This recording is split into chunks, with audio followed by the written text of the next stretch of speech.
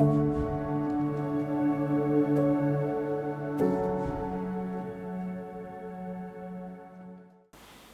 having to visit the subject of the table of support, it basically has to do with selecting people who sit around your life to be able to help you on your journey in life. And in doing this, we want to carefully select people who will be able to help you do this very well. As I'm sitting here, my whole being is divided into 6. So I'm sitting here, I've got a dimension of spiritual. I've got a physical dimension, I've got a social dimension, I've got an environment where I live in, I've got an emotional dimension, and I've got an intellectual dimension. So that forms me as I'm sitting here.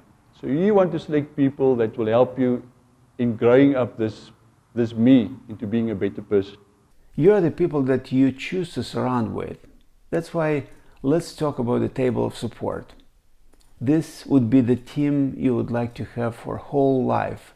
It's your supportive team, but also these are the people who will protect you from going astray, from falling, and people you would like to consult every time you would like to make a right decision in your life.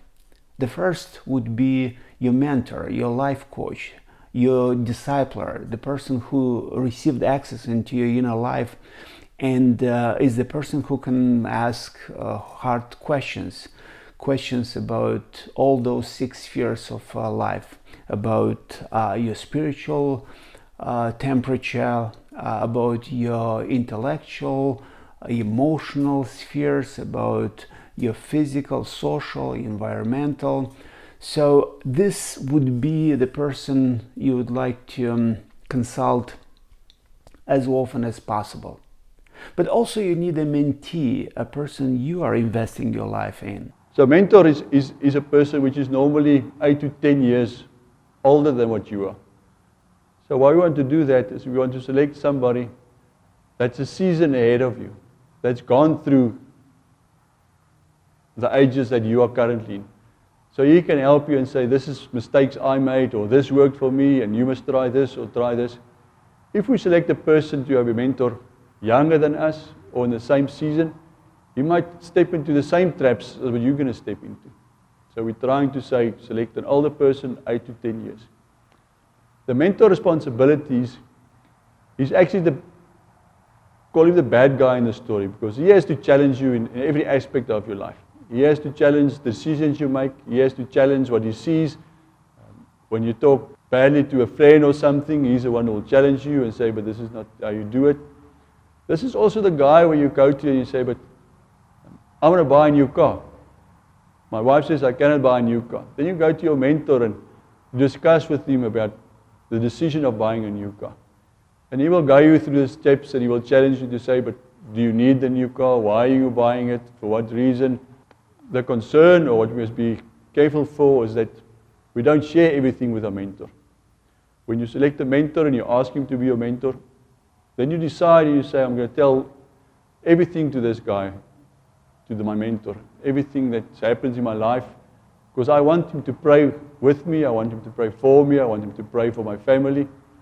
I want him to help me not to make silly mistakes. You also want to consider somebody who is a coach to glean or learn some specific skills from, so that it will add on to that which you have already, to make you a better person and better placed to be able to deliver well in terms of God's mandate for your life. A coach is the person who teaches you certain skills in your profession or in sports, but also a trainee is the person you are investing your skills in. Then around the table is a family member.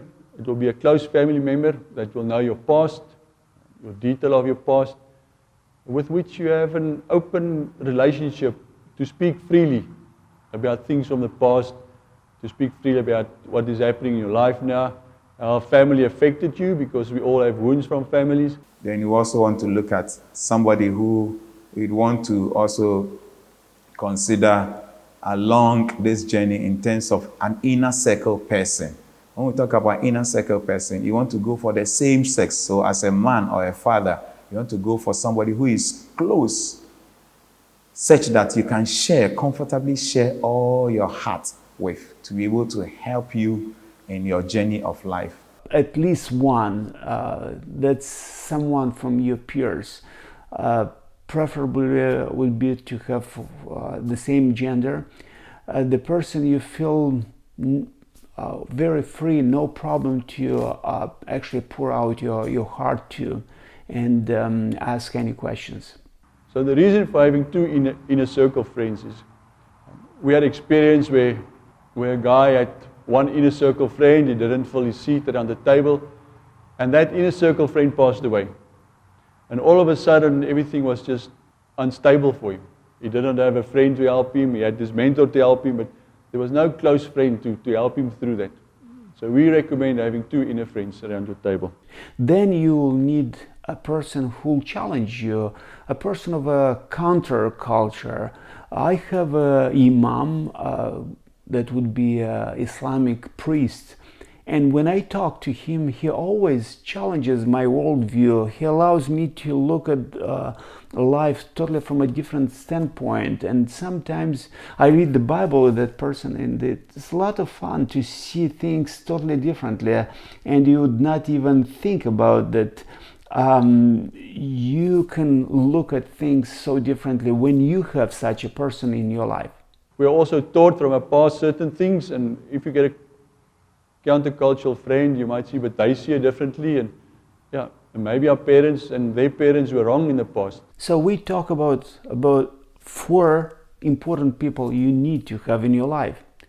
The 5th one would be a hero, a model, a person of the highest admiration. That could be, let's say, Martin Luther King, or a life or a person who is not anymore in life, but who is your highest model, Apostle Paul or King Solomon.